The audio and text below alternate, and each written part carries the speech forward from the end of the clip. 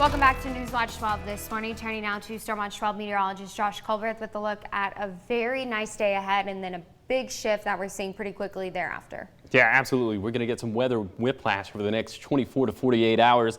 But today is going to be the hot end of that whiplash spectrum, I guess you could say.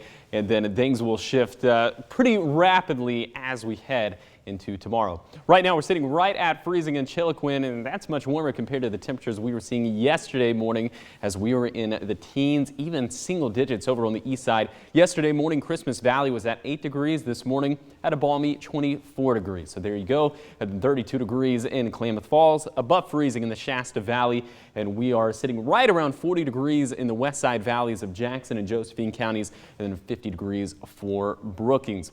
Today's Rogue Valley Codecast, this is definitely some incorrect information, but we will definitely go with the t-shirt for today, as we're going to have temperatures into the mid-80s. This morning, you'll probably just want to go with a light jacket, especially within the west side valleys, but on the east side, maybe going with a heavier jacket. But a little bit later in the day, as these temperatures would indicate, yeah, we're not going to need a jacket at all. This is definitely t-shirt weather. Getting pretty close to 80 degrees on the east side. Will be in the mid-80s within the west side valleys, maybe getting pretty close to 90 degrees there in Grants Pass. It will be near 70 degrees there in Brookings. We'll have some high-level clouds filtering in a little bit later today, and that'll continue into tonight. These clouds won't produce any rain, at least for today and tonight. We'll touch on that small chance for Friday in just a second, but look at some of these overnight lows, very mild for this time of the year, well above freezing on the east side. Will be pretty close to 50 degrees in our west side valleys and mid-40s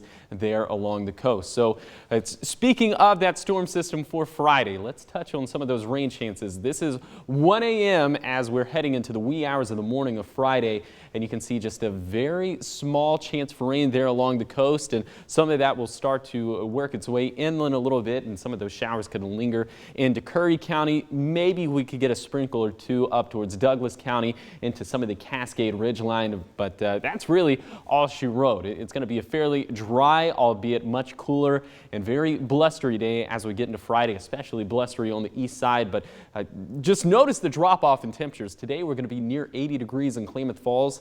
Tomorrow we're going to be down to 65, and then a pretty dramatic drop off in temperatures as we get into Saturday, almost down to 50 degrees.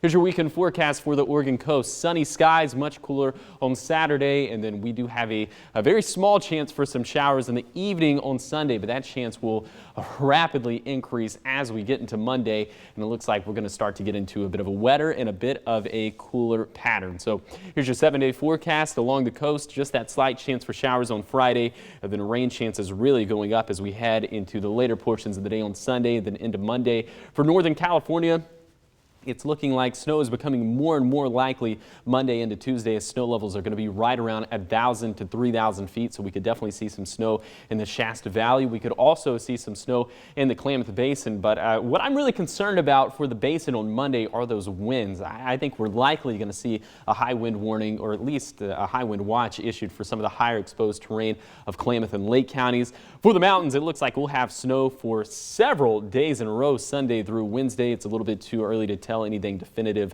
about potential snow accumulations. And then for the Rogue Valley, yes, even us here in Medford, we could get in on some of that wintry action, as those snow levels could drop all the way down to the Rogue Valley floor. But before then, before we get through some wintry conditions, or before we get to those wintry conditions, I should say, we have to get through a very summer-like day.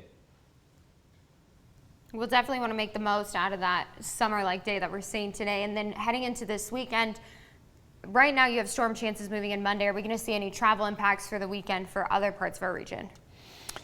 I don't think so, at least not in the beginning part of the day on Sunday, as those snow levels begin to lower, as that rain and potentially that wintry mix moves in later on Sunday. I think some of those Cascade passes could get a little bit slick, but then that process will definitely evolve pretty rapidly as we get into Monday, then into Tuesday. Okay. Thank you, Josh. Of course.